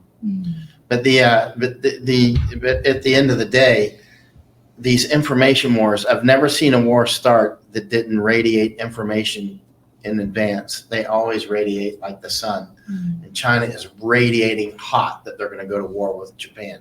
That's crystal clear. Like they've made Panama City, Panama, sister cities with Nanjing, China. Why is Nanjing not even a port city? Sister cities with Panama City right next to the Panama Canal. I know why. I've written 3 books on this. They're doing like the things that I said in those books. They're only in Japanese. The Chinese using Korea were setting up the comfort women issue and other information issues to go to court and to cause basically law to be brought against Japan, as you know, that those things were adjudicated in 2019 and 20. Big, huge settlements against Japan, and Japan against, we got to go? No, go ahead. Against Japanese companies in Korea. And these have very serious effects because the Korea, Japanese, U.S. defense triangle, which it's more than a triangle, it's got Philippines and others involved, but the Chinese want to split that. And after that those court decisions, Japan stopped sharing intelligence with Korea and stopped doing naval exercises and things. This is really important, right? And so this is where these information wars have real effects, right? That's just one way. It's so many others. And China is the one behind that comfort women issue. It's not Korea. Koreans think they're behind it. They're not. And I mean, they become behind it, but that's not how it started, right? And what I'm getting to is it's important to watch everybody's information games. When I say game, I mean wars, right? And this one is clearly setting up Japan for kinetic war. Creating that hatred with the Chinese who are moving in here and buying land. Just like they're doing, Americans don't realize that they're doing the same to America. Back in China, they're making Chinese hate Americans. So you've seen the Chinese coming through the Darien Gap, how arrogant they are towards you and other people that are even asking where they're going. They're immediately like, we're in charge here, right? I mean, the Chinese coming through, they're like, we're coming in to take America because you're too weak to stop us. You won't man up and stop us, which we could easily do. We can stop them, right? But Americans aren't manning up, and they are accurately reading the playing field, right? There's only a very few of us that will go down to places like Darien Gap, which you've done many times, and stand up, and you're obviously doing it. Speaking into these microphones is the most dangerous thing that we can do, right? This is absolutely dangerous. This is more dangerous than going to the jungle, right? ちょっと今の危険ってあたりは何ですか？先生も実際に公の場で話をして、こう戦っているから、マイクに向かって自分の意見を言って言論戦をすることは、まあ、本当に危険なことだけど、でも実際、まあ、勇気を持ってされていますよね。まあ気をつけます。安全には気をつけます。He will be careful doing this, but he 先生、今度近くの出張行かれるって話はあんまりしない方がいいですか？先どうですかね。まあ、対馬に行きますけどもね、今度。多分興味持つんじゃないかなと。そうですか。実はですね、ちょっとお手洗いに行きたくなってきてですね。ガラハさん大丈夫ですか？私は大丈夫。ちょっと中座していいでしょうかね。はい。すいません。場所わかりますか？対馬にはまあ行きますけども、対馬で見るのはそのあたりのインフォメーションウォーの件というよりはまあ別なんですけどもね。多少もしその話をしてくださってもいいですよ。ちょっと行ってきます。He needs to go a little bit and come back. Okay, right. He's going so Tsushima Island, and he said he will go see a temple. There are not only here, I think, but in Japan because we have so many tourists, but people who don't respect Japanese culture, so they damage temple or throw trash away, and so a lot of I've seen some like of the Koreans attack Yasukuni, right? Yes, but not only Yasukuni, but like regional ones. People damage. So some temple or shrine decided not to accept anybody in, or they are closing. Yes. So which is what they want to do by the attacks, the enemies that are doing this. Really, the only way to stop all these things is it's not going to be by. This is what's happening in places like Canada now. Like Canada, not allowing people to even go into the forest now because of climate change, right? Fire danger. Wow. Yeah, have you seen that? And this is all the same thing. We take away our own rights. We just take them away they'll create these situations, and then Americans or Japanese will demand that their own rights be taken away, or that that you're no longer allowed to go into temples that you should be able to go into with no problems, right? And until people actually stand up, it'll continue to happen. Like you look in the United States. Despite unknown numbers of 600,000, according to Dr. Yasufumi Murakami, Japanese, at least 600,000 on his team, of which you're one, about more than 600,000 Japanese have died from the death jabs. And yet nobody's causing the government to leave. or Trump's people who are many are still in heavy support of Trump, despite if 600,000 Japanese died, how many Americans? I mean, our population's 3 times bigger, right? Approximately, right? I mean, it's some huge number. We all know people that died, to my knowledge. I mean, I know quite a few that died mysteriously, or that actually died, and others who got very ill and seem to be permanently damaged now. And yet there's people that still support. They're afraid. They're basically cowardly, right? At the end of the day, they're cowards at the end of the day, right? They're afraid to say what they can see, right? And cowardice always contains the seeds of treason. Cowards are natural traitors. And the people that won't stand up are committing treason against their families, against themselves, and against their communities and their whole countries, right? It's time for people to get serious again, right? Because it's not, as long as you get on your knees and take a knee like our senators and Congress people have actually physically done for photos, then you're going to be a punk. You know, that's the way it goes. Because the enemies, the predators will just eat you on your knees. If you picked up the ability to defend yourself, they would go away. They would go find somebody else to pick on. ちょっとどんな話ですか大まかに。このやっぱり立ち上がらなきゃいけないっていうことですよね。アメリカとかでもやっぱりワクチンと呼ばれる兵器の被害が、日本で60万でしたら人口比率で言えばもっと多くの人が命を落としていると思いますし、また不法移民もとんでもない数になっていて、もうですからもう立ち上がらなければ自分自身も裏切ったことになるし、周りの家族、社会を裏切ったことになってしまうと。そうですね。Well, we've been going for more than 2 hours, so we should probably.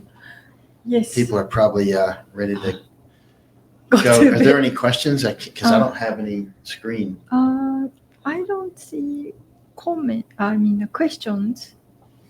That's on my Substack or X? Yes. Oh, I see. There's Doc Chambers just popped up, and then he just disappeared. Our friend, Doc Chambers is running for governor in Texas. And I was having a discussion this morning with somebody who's a mutual friend of Doc Chambers and myself. And we would love to see Doc Chambers do because Doc Pete Chambers, former Green Beret doctor, I've spent a lot of time with him, many places. He is running for governor of Texas. We would love to see him debate Governor Abbott. Oh. I think he would whip Abbott hard because I've listened to many talks that Abbott has given and many that Doc Chambers has given. I think Doc will whip him. They need to have a debate. We have to have very serious people running for government. It's time. 知り合いのチェンバースさんという方が元グリーンベレーの方でいるんですけど、今度テキサス州知事の選挙に出るっていうことで頑張ってほしいっていう今お話でした。なるほど。Mine doesn't even look like it's feeding out. I see one comment. I wonder if I can read it. It's feeding out very little. I'm very my channels are very. Now 1,800 people. Oh yeah. Oh, despite no comments. Yeah. 3, 4 a.m. Oh, so that's the numbers on my. Yes. On my. If you're on my X, can you leave a comment? That way I can see if they're even coming, and I'll try to answer them later. And on Substack, is it feeding out on Substack? Let's see. I'm trying to see Substack, and please, if you're on Substack, subscribe. And help us out. This is obviously quite expensive. Sir, Professor Ishii, Associate Professor. Sorry. And do you have any last things that you want to say that are important? Because everything you always mention is fascinating. 最後に言いたいことですか。ですね、元織宣長も言ったし、何ですか、仏教グローバリズムですね、のようなことも言ったし、そうするとあと何ですかね。ちょっと急に思いつかないんですけど、そのあたりはちょっと言おうかなとは思っていたところなんですよ。ですね、なんかないですかね。